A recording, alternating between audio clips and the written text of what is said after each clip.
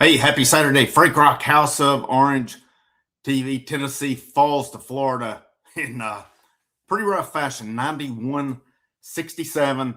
Today, we're going to talk this one as well. Tennessee did just get a big football commit. Chaz Coleman, Penn State defensive end transfer, has committed to Tennessee. I'll put some stuff out about that here in a few minutes, but let's talk some basketball first since I'm in the midst of that one. Just another rough road game for Tennessee today. They started out pretty good, hung in pretty well. Foul trouble started, and things just went off the rails after that.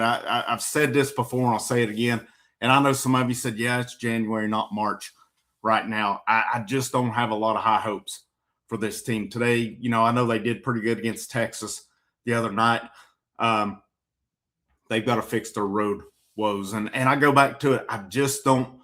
I initially thought when this team was constructed, I liked it. I said, we've got what looks like scoring. We've got guys who can do a little bit of everything. We've got guys down low.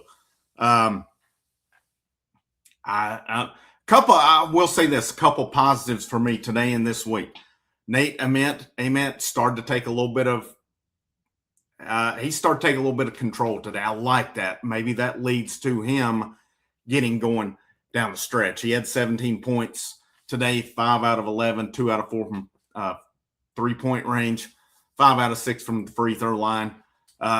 He had a couple of turnovers, and I'm going to address the turnovers overall today. That's just killing this team. But I liked what he did today. He did get in foul trouble. Barnes had to pull him out at that point. There's no doubt about it. And things changed because I think when he went out, the game was tied with a little over 6 to go. And then just I'll look around at it, man. The way they approached the 2-guard spot is really coming back to bite them. They don't have a scorer at that spot.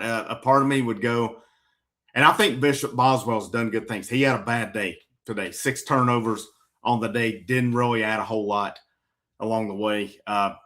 Jacoby Gillespie still had his 12 points, but here's the thing of it with him. At times, he's the only scorer on the court. So teams are going to double down to stop him. And, I can't blame. My one thing with him is the turnovers. He turns it over too much, entirely too much. Maybe that's trying to make too much happen. But, a positive, I said Nate Amen. Another positive I like this week's Dwayne Brown. He's had 2 back-to-back double-digit games. And he looks like a guy down low to me who can do some things. They're playing him predominantly at the 4. Part of me wonders, because Estrella today only got 10 minutes, no points. And, I kind of got it today because he made a few mistakes, and it just seemed like his effort wasn't there today, and Barnes pulled him out on it. I think that's what's holding Estrella back is just these mistakes that he's making, man. It's just – and it's not – I don't know. It's getting out rebounded. It's not putting it together. This team to me has just been not what I expected it to be. I thought the combo of Amari Abrams, Bishop Boswell, maybe an Ethan Berg coming in, an older guy, has some experience overseas. You always wonder how that transitions. It's not. And Amari Abrams is a guy who's normally got a good shot, and we hardly ever see him shoot the ball. I don't know, why that. He didn't even take a shot today, and he only played 8 minutes today as well. A guy I'm starting to want to see a little bit more of is Troy Henderson.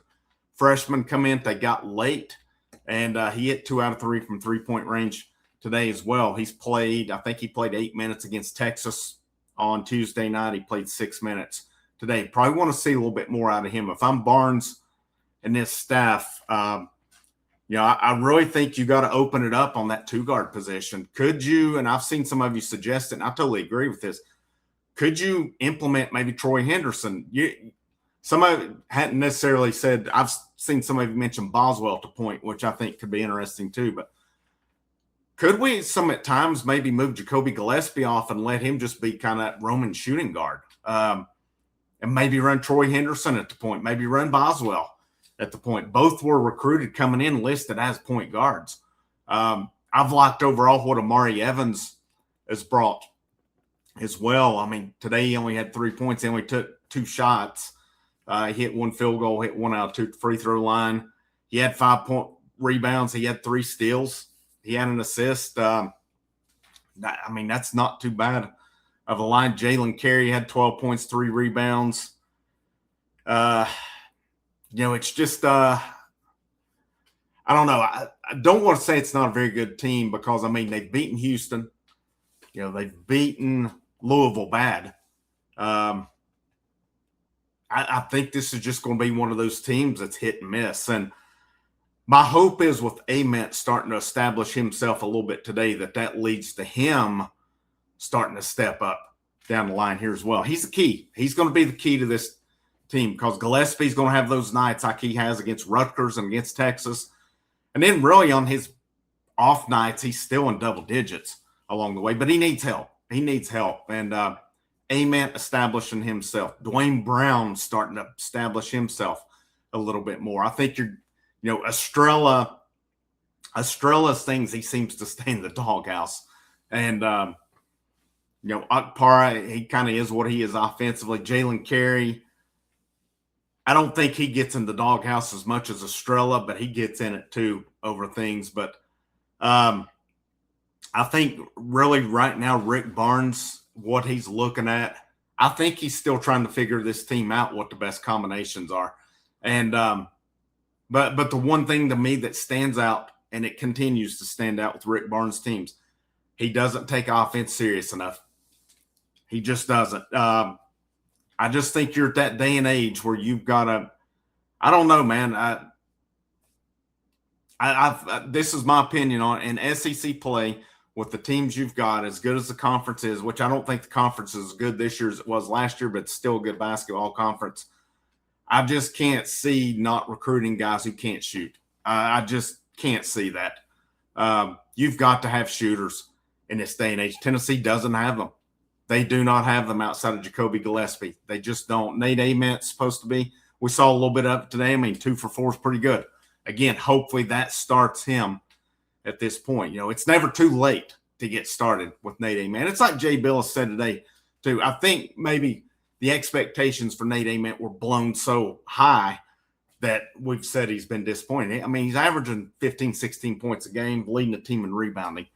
I think it's those bigger games where we've seen him maybe not double digits, barely, that stood out. But I'm not giving up on him yet. Yeah, I'm disappointed with the team. I'm disappointed with how they play. But, again, there's times I look at it when Tennessee gets down and I look out,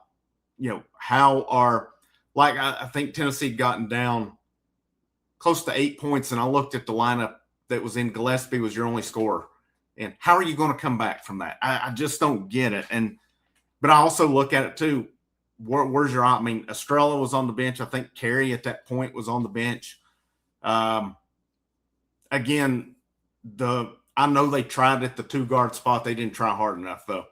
They didn't try hard enough. They should have paid, a Rice McKinney or someone. And I know Tennessee shut McKinney down when they played Louisville, but still, he could have done something in this. I would look at some ways to get Gillespie off the ball. I think he could flourish in that as well, coming off of screens, which he does that a lot now, but still takes a little bit of responsibility off of him by doing that. I don't know the answers. I mean, Rick Barnes, like I say, he's the 9th winningest coach of all time. He's done this before.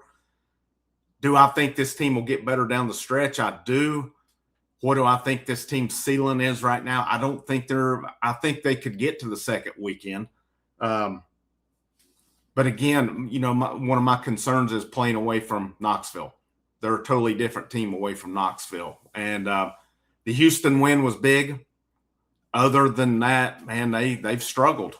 They've struggled a bit away from Knoxville. So hopefully they'll get that turned around. We'll see.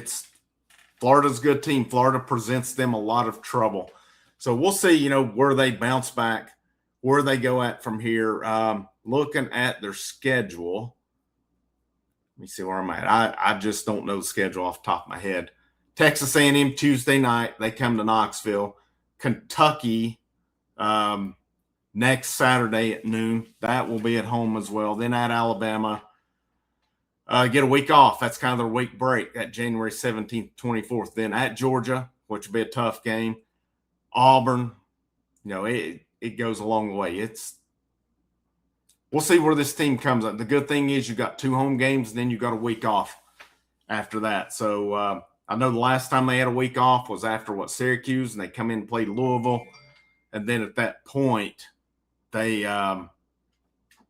they look pretty good coming out of the break.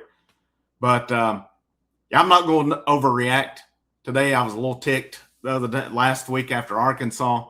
I'm not happy with today's, but at the same time, I'm hoping Nate Ament asserting himself is what we need.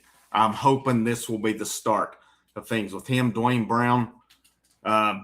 Maybe we're on to something, but we've got, the defense has not been good and the offense has been less than stellar too. We know that, but long way to go in this one. This is Frank, House of Orange, and I'll see you when I see you.